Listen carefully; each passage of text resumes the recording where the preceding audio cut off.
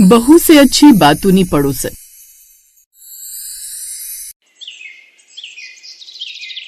सुमित्रा घर के बाहर खड़ी होकर अपनी कुछ पड़ोसन से बातें कर रही होती है। सुमित्रा बहन, अब तो तुम बहुत खुश होगी, आखिर तुम्हारे बेटे की बहुत जल्दी शादी जो है, अब तुम्हें तुम्हारा घर खाने को नहीं दौड़ेगा। बिल्कुल सही कह रही हो बहन, तुम नहीं जानती पर बहू के आने से मैं तो बहुत खुश हूँ। घर में कोई नहीं रहता, बेटा भी काम पर चला जाता है, सारा दिन अकेले घर में बोर हो जाती हूँ, पर अब बहू आएगी तो उससे ढेर सारी बातें करूँगी। सुमित्रा अपने बड़े से घर में अपने बेटे अमित के साथ अकेली रहा करती थी। अमित जब 20 साल का था तब उसके पिता का देहांत हो गया था, जिस वजह से वो अपने गांव से शहर शिफ्ट हो जाता है। शहर में सुमित्रा नई थी, इसलिए मोहल्ले की सिर्फ 1-2 औरतों से ही बात करती और सारा दिन घर में अकेली बोर होती। पर जब बेटे का रिश्ता लगा तो उसकी खुशी दुगनी हो जाती है। समय गुजरता है और बहुत जल्द सुमित्रा की बहू बबीता घर में आती है। बहू, तुम्हारा इस घर में स्वागत है। अब तुम ही इस घर की मालकिन हो, इसलिए ये मत सोचना कि सास से कुछ पूछ कर करूंगी। सच में माँ जी, आप तो बहुत अच्छी हैं, वरना मैंने तो आज तक अपनी सारी फ्रेंड्स के मुंह से अपनी सास की बुराई सुनी थी, पर आप तो सबसे अलग है। अच्छा माँ, अब हम थोड़ा आराम कर लेते हैं, शादी की वजह से हम दोनों ही बहुत थक गए हैं। इतना बोलकर अमित और बबीता अपने कमरे में आराम करने के लिए चले जाते हैं। देखते ही देखते 2 दिन बीत जाते हैं और 2 दिन बाद अमित अपने ऑफिस को शुरू कर लेता है और बबीता घर पर रहती है, जहाँ सुमित्रा सुबह से लेकर शाम तक बस अपनी बहू से बातें करती रहती है। बहू कहाँ जा रही है? तू मेरी बात तो सुनती जा। जानती है जब तेरा पति 5 साल का हुआ तब जाकर उसने बिस्तर पर सुसु करना बंद किया। तुझे नहीं पता पर एक दिन तेरे ससुर जी ने उसे बहुत मारा था। माँ जी, आप सुबह से 5 बार मुझे ये बात बता चुकी हैं। अच्छा, अब आप टीवी देख लीजिए जब तक मैं खाना बना लेती हूँ। पूरे दिन अपनी सास से बात करके बबीता परेशान हो जाती है और बहाने बनाकर रसोई में खाना बनाने जाती है। देखते ही देखते कुछ दिन बीत जाते हैं और हर वक्त सुमित्रा अपनी बहू के पास बैठकर बातें करती रहती है, जिससे बबीता परेशान हो जाती है और एक रात अपने पति से कहती है, अमित, तुम्हारी माँ कितनी बातें करती है। मैंने तो सोच लिया मैं अपनी छुट्टी कैंसिल करूंगी। जब तुम्हें दोबारा छुट्टी मिले तब मैं भी छुट्टी ले लूंगी। हनीमून हम 1 महीने बाद करेंगे। अभी मुझे अपने ऑफिस ज्वाइन करना जरूरी है, वरना तुम्हारी माँ मुझे खा जाएगी। मुझे पता था तुम माँ की बातों से परेशान हो जाओगी। माँ शुरू से ही बातूनी है, उनको अच्छा लगता है हर वक्त बात करना, पर कोई बात ही नहीं। अगर तुम ऑफिस ज्वाइन करना चाहती हो तो कल से ही चली जाओ। बबीता बिना अपनी सास को बताए अगले दिन से ऑफिस ज्वाइन कर लेती है और जब सुबह बबीता अमित के साथ तैयार होकर ऑफिस के लिए निकलने लगती है तो सुमित्रा काफी हैरान होती है। बहू, तूने भी ऑफिस के कपड़े पहन लिए, तू भी ऑफिस जा रही है क्या? पर तूने तो मुझे बताया ही नहीं। माँ, इसमें बताना क्या था? तुम तो जानती हो ना कि बबीता पहले भी जॉब करती थी, आज नहीं तो कल उसे ज्वाइनिंग करनी थी। और माँ जी, आपने ही तो कहा था ना कि मैं इस घर की मालकिन हूँ, इसलिए मुझे आपसे कुछ पूछने की जरूरत नहीं है। हाँ बहू, कहा था, पर पूछना ना सही, पर तुझे मुझे बताना तो चाहिए था ना। पर कोई बात नहीं, आज नहीं तो कल तुझे ऑफिस जाना ही था, इसलिए तू आज से ही जा और अच्छे से काम करना। सुमित्रा अपना छोटा सा दिल करके अपने बेटे बहू को ऑफिस के लिए भेज देती है और पूरे दिन घर में टीवी देखती है और सोती है, पर तब भी उसका दिन नहीं गुजरता, इसलिए वो शाम को घर के बाहर आकर बैठ जाती है। अब मोहल्ले की कुछ औरतें उसके पास आकर उससे बातें करती हैं। क्या हुआ बहन, पिछले 4-5 दिनों से तुम दिखी नहीं रही? बहू आई तो बहू से ही सारी चुगलियाँ कर ली क्या? हाँ बहन, कुछ ऐसा ही समझ लो, पर अब तो बहू बेटे दोनों ऑफिस जाने लगे हैं। सोचा था बहू आएगी तो बहुत सारी बातें करूंगी, पर लगता है मुझ बुढ़िया की जिंदगी में अकेले रहना ही लिखा है। अरे बहन, हम औरतों के साथ तो ऐसा ही होता है, शादी के बाद सब छूट जाता है, फिर पति और बच्चों के दोस्त ही हमारे दोस्त होते हैं, फिर एक समय ऐसा आता है कि बच्चे भी बिजी हो जाते हैं और हम बूढ़े बुजुर्ग अकेले। पड़ोसियों से बात करते करते कब शाम से रात हो जाती है सुमित्रा को पता ही नहीं चलता और उसके बेटे बहू जब घर आते हैं तो सुमित्रा को बाहर देख उनका मुंह बन जाता है। सुमित्रा भी अपने बच्चों को देख अंदर आती है और खाना बनाने के लिए तुरंत रसोई में जाती है। माँ, तुमने अभी तक खाना नहीं बनाया, हमें देखकर खाना बनाने के लिए जा रही हो? माँ जी, रहने दीजिएगा, खाना नहीं बना तो हमें बहुत भूख लगी है। एक काम करते हैं, आज बाहर से कुछ ऑर्डर करके खा लेते हैं। बबीता सुमित्रा को खाना बनाने से मना कर देती है और ऑनलाइन खाना ऑर्डर कर देती है। आधे घंटे में उनका खाना आ जाता है, जिसे पूरा परिवार एक साथ खाता है और खाते हुए भी सुमित्रा अपने बहू बेटे से बातें करती है। बहू, कैसा रहा तुम्हारा ऑफिस का पहला दिन? वैसे तुम दोनों हनीमून के लिए कब जा रहे हो? तुम्हें पता है मोहल्ले की सारी औरतें मुझसे पूछ रही थी तुम दोनों के बारे में, तुम दोनों कुछ जवाब क्यों नहीं दे रहे? माँ, कम से कम खाना खाते टाइम तो शांत रहा करो, आपका तो किसी भी वक्त मुंह बंद रहता ही नहीं है। अमित और बबीता की बेरुखी से सुमित्रा जल्दी से खाना खत्म करती है और अपने कमरे में चली जाती। अगले दिन भी अमित और बबीता सुमित्रा से कुछ नहीं कहते और बिना नाश्ता किए ऑफिस के लिए निकल जाते। क्योंकि अब सुमित्रा अकेली थी, इसलिए वो अपने लिए भी कुछ नहीं बनाती और घर की बालकनी में खड़ी हो जाती है, जहाँ उसकी पड़ोसन की बहू अपने सास ससुर को नाश्ता दे रही होती है। तभी सपना की नजर सुमित्रा पर जाती है। उसको बालकनी में उदास देख सपना उससे कहती है, क्या हुआ आंटी जी, आप बालकनी पर ऐसे उदास क्यों खड़ी हैं? हमारे घर आओ, नाश्ता कर लो, मैंने आलू के पराठे बनाए हैं। अरे नहीं बहू, मैं अपना नाश्ता बनाने जा ही रही थी। वो आज बच्चे बिना नाश्ता किए चले गए, इसलिए सोचा थोड़ी लेट से नाश्ता बनाऊं। अरे सुमित्रा बहन, अब अकेले अकेले क्या ही नाश्ता बनाओगी? हमारे घर में आ जाओ, गप्पे मारेंगे। और मेरी बहू तो तुम्हारी तरह बिल्कुल बातूनी है। पड़ोसियों के काफी कहने पर सुमित्रा उनके घर चली जाती है। पड़ोसन की बहू सपना सुमित्रा को भी आलू के पराठे देती है, जिसे खाकर सुमित्रा को काफी अच्छा लगता है। अरे बहू, तुमने आलू के पराठे तो बहुत अच्छे बनाए हैं, मजा आ गया खाकर। इसीलिए तो आंटी मैं आपको भी बुला रही थी। मैं तो कहती हूँ आप दोपहर में हमारे घर आ जाया करो खाने के लिए। अकेले खाओगी, अकेले रहोगी तो ज्यादा बोर हो जाओगे। हाँ बहू, देखती हूँ। देखना क्या है सुमित्रा, कौन से तुम्हारे घर में कोई रहता है? तुम अकेली तो रहती हो, तो आ जाया करो। सपना के घर में जाकर सुमित्रा को काफी अच्छा लगता है और वो पूरे दिन उसी के घर में रहती है। और रात को जब 7 बजते हैं तो उसके घर से निकलने लगती है, पर निकलते हुए भी घर के दरवाजे पर खड़ी होकर बात करने लगती है। सपना बहू, तुम तो सच में बड़ी ही हंसमुख हो। जिसके घर में ऐसी बहू हो, उसकी सास कभी बोर ही नहीं हो सकती है। सुमित्रा जब घर के दरवाजे पर खड़ी होकर अपनी पड़ोसन और उसकी बहू से बातें कर रही होती है, तभी बबीता ऑफिस से आती है और अपनी सास को हंस हंस कर अपनी पड़ोसन से बातें करता देख बबीता जलते हुए अपने पति से कहती है, देख रहे हो अपनी माँ को, इन्हें हर वक्त कोई बात करने के लिए चाहिए। घर में तो उनके कदम टिकते ही नहीं है। जब देखो पड़ोस की औरतों के साथ गप्पे मार रही होती हैं। बस यही वजह है कि मैंने दोबारा से ऑफिस ज्वाइन किया, वरना मैं तो घर में ही रहना चाहती थी। तुम अपनी माँ को समझाओ कि चुगली चपाटी करना बंद करें। हो ना हो पड़ोसियों के घर में जाकर ये हमारी चुगली करती है। मैंने माँ को कितनी बार बोला है बातें थोड़ा कम किया करें, पर यह है कि सुनती नहीं। 7 बजे भी घर के बाहर ही खड़ी है। अपनी माँ को पड़ोस की औरतों से बात करता देख अमित को बहुत गुस्सा आता है और वो सबके सामने ही अपनी माँ पर चिल्लाने लगता है।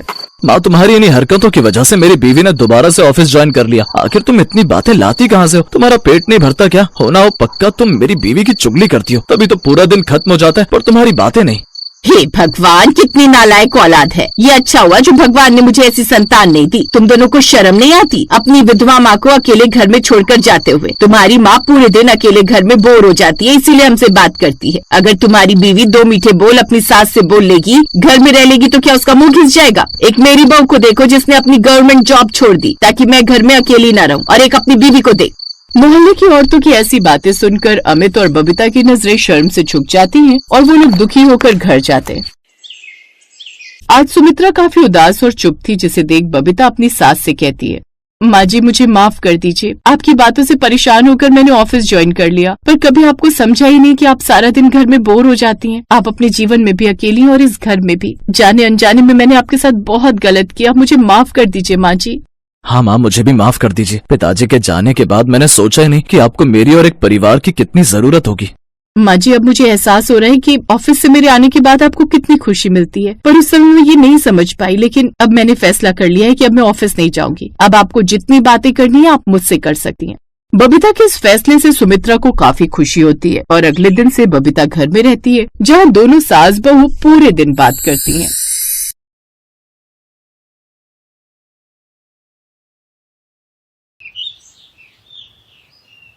बच्चों की गर्मियों की छुट्टियां शुरू हो गई थी। प्रिया अपनी मम्मी के घर जयपुर जा रही थी। रवि प्रिया को स्टेशन छोड़कर घर लौटा तो नीचे ही उसे एक लेडी ने रोक लिया। लाल रेशमी साड़ी, लंबे काले बाल, देखने में इतनी सुंदर थी कि रवि एक पल के लिए उसे देखता ही रह गया। सुनिए। जी बोलिए। आप बता सकते हैं यहाँ जो गार्ड बैठता है वो कहाँ है?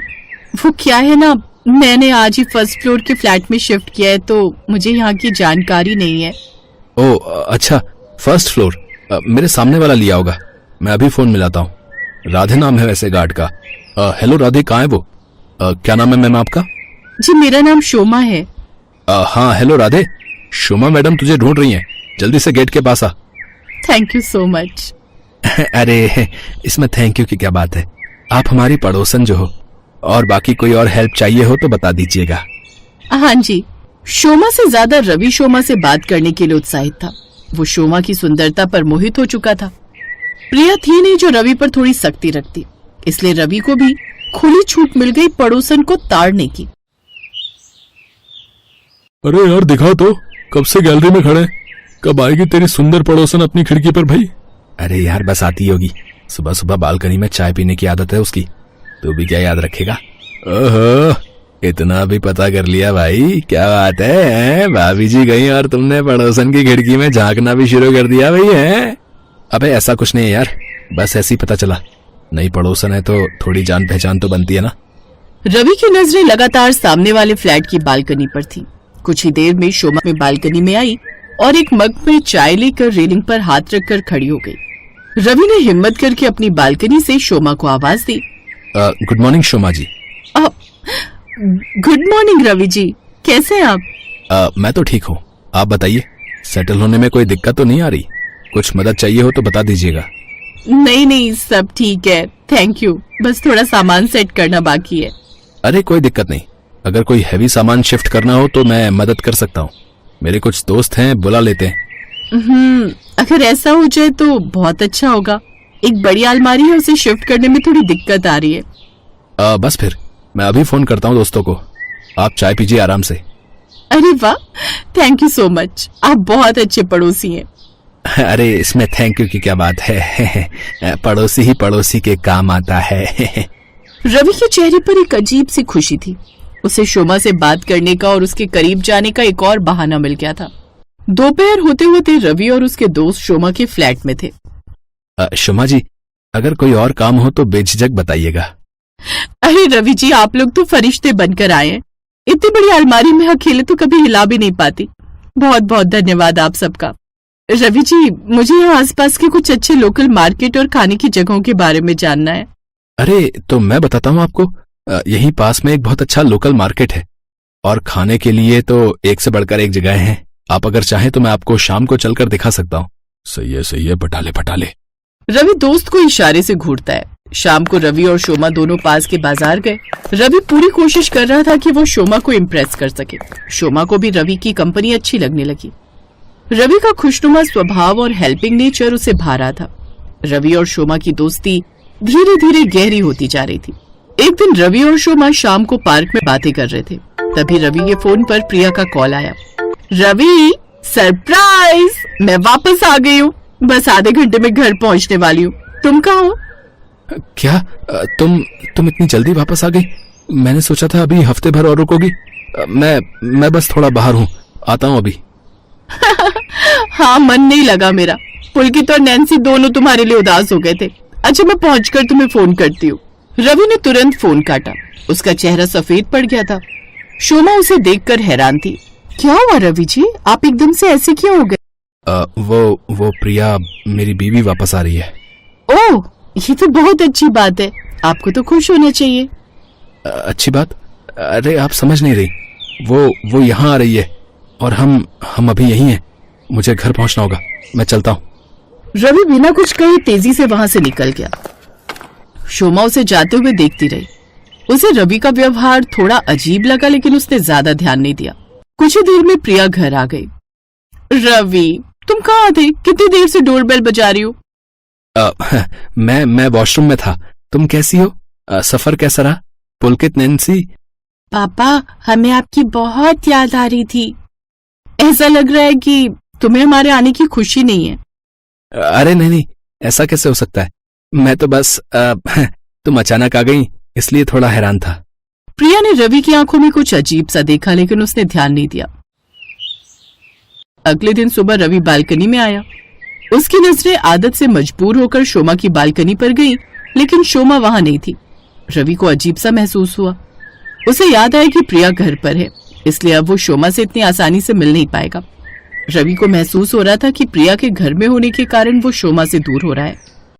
एक तो रवि को कुछ सामान लेने के लिए बाहर जाना पड़ा। लिफ्ट का इंतजार करते हुए उसकी नजरें शोमा के फ्लैट के दरवाजे पर गई।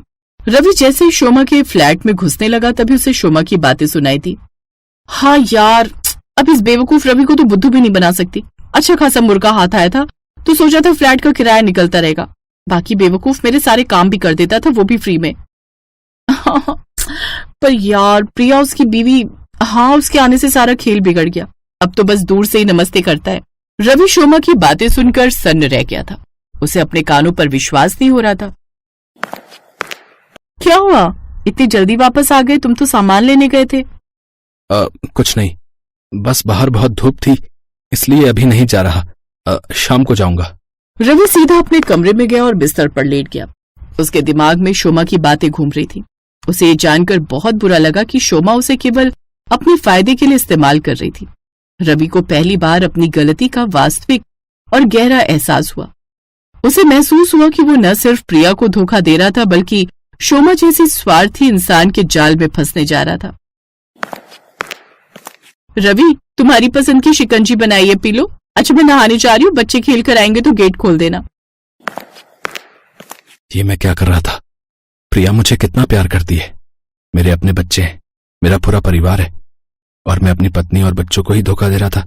थैंक गॉड मैं इससे आगे नहीं बढ़ा, वरना ये शोमा मेरी हंसती खेलती शादीशुदा जिंदगी बर्बाद कर देती। रवि ने खुद से वादा किया कि वो अब ऐसा कुछ नहीं करेगा जिससे प्रिया या उसकी शादीशुदा जिंदगी को कोई नुकसान पहुंचे। उसने तय किया कि वो शोमा से पूरी तरह दूरी बनाएगा और प्रिया के प्रति पूरी तरह वफादार रहेगा। रवि को यह समझ आ गया था कि किसी की सुंदरता पर मोहित होकर अपनी गृहस्थी बिगाड़ना सबसे बड़ी बेवकूफी है।